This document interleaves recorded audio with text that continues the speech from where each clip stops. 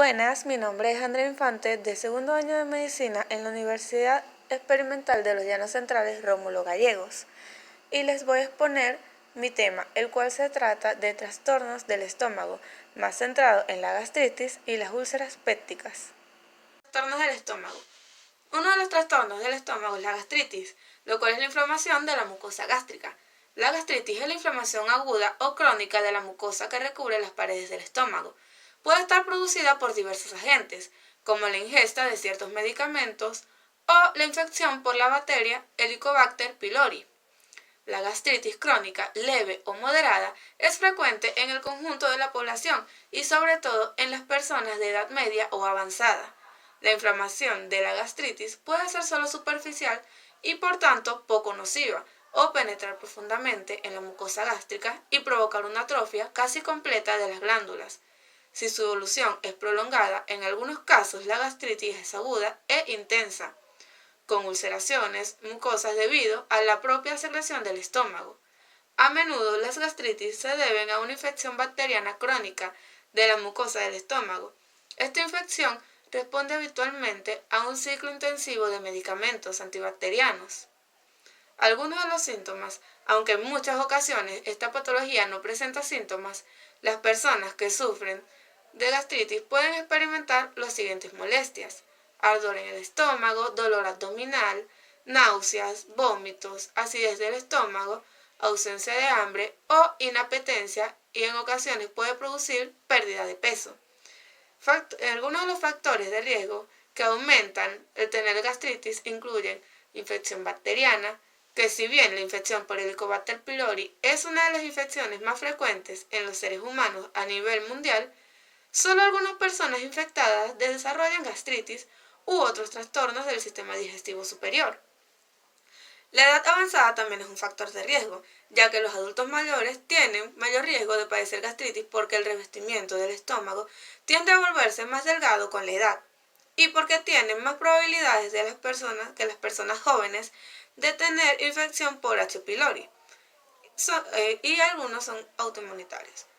El consumo excesivo de alcohol puede irritar y corroer el revestimiento estomacal, lo que hace que el estómago sea más vulnerable a los jugos digestivos. Tu propio cuerpo ataca las células del estómago.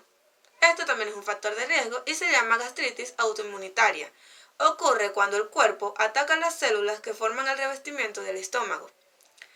En la gastritis, la permeabilidad de la barrera aumenta mucho, por lo que los iones de hidrógeno difunden hacia el epitelio gástrico, causando mayores daños y un círculo vicioso de lesión progresiva y atrofia de la mucosa. Además, la mucosa se hace más vulnerable a la digestión péptica y con frecuencia causa las úlceras gástricas. La incidencia a escala mundial de la gastritis afecta a más del 25% de la población, siendo su principal causa el Helicobacter pylori, en más del 90% de los casos. La gastritis es etiológicamente multifactorial, observándose que en un solo paciente pueden intervenir múltiples factores, tanto exógenos como endógenos, de los que más del común es la infección por Helicobacter pylori. El daño de la mucosa gástrica depende del tiempo de la permanencia del factor o factores injuriantes, jugando un rol importante la capacidad que tiene la mucosa gástrica a través de la denominada barrera gástrica para resistir a estos factores o a los efectos deleteros de sus propias secreciones.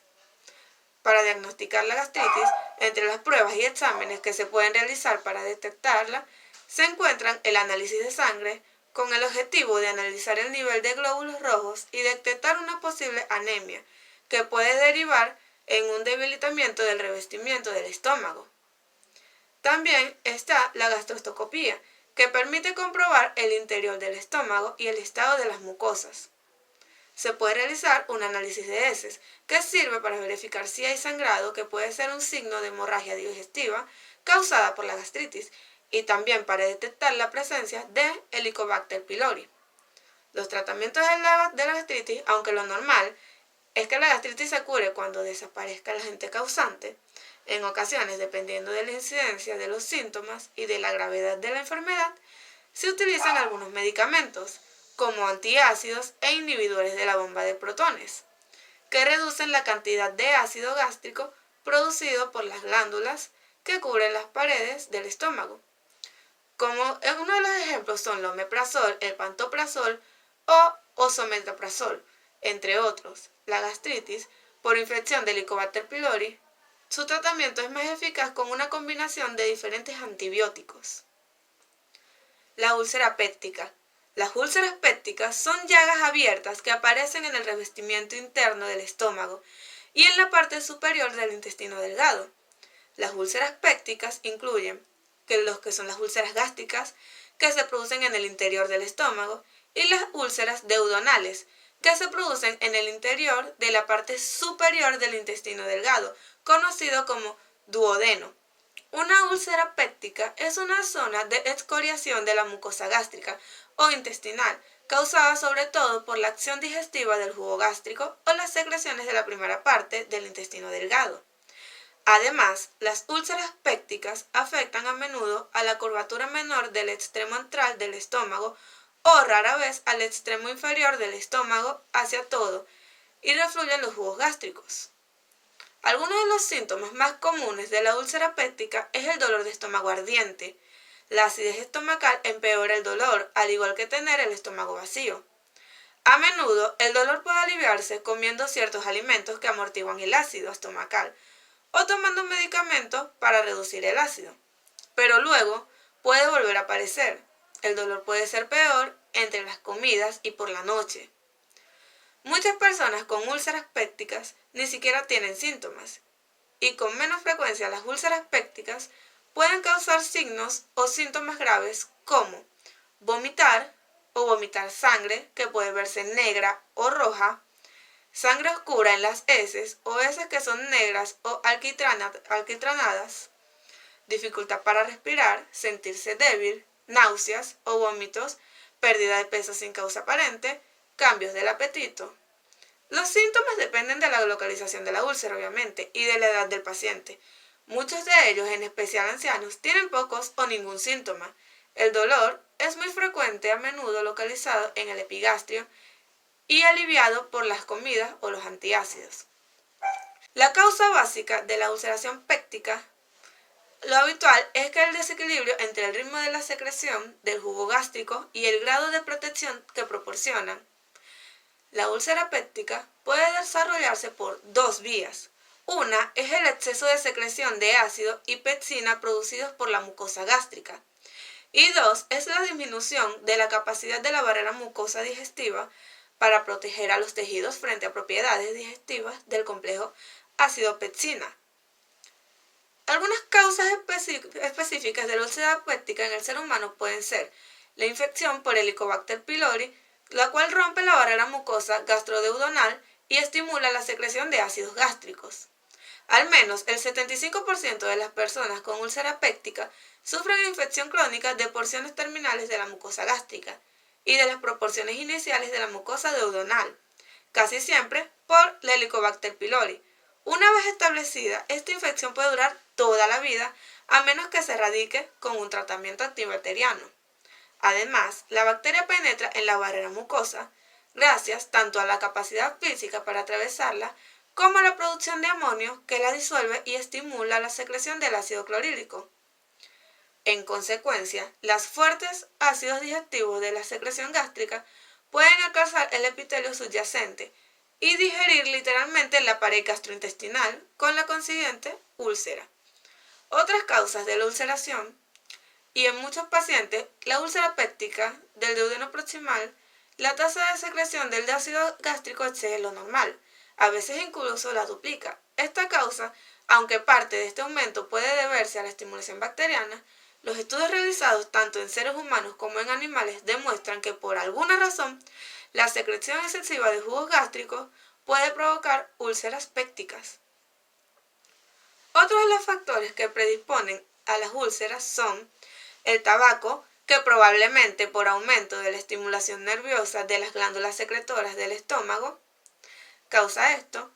2 sería el consumo de alcohol, porque tiende a disgregar la barrera mucosa. La prevalencia de por vida de la úlcera péptica se estima entre 5% y el 10% de la población general. Esta cifra asciende al 10% y 20% si consideramos los individuos infectados por Helicobacter pylori. La incidencia oscila entre el 0.1 y el 0.3 anual, pero llega hasta el 1 entre las personas con Helicobacter pylori positivas. La úlcera péptica es el resultado de un desequilibrio entre los factores agresivos y los factores defensivos de la mucosa gastroduodenal. Esta difusión del mecanismo defensivo puede producir distintos grados de lesión, como gastritis, erosión, ulceración y la úlcera propiamente dicha.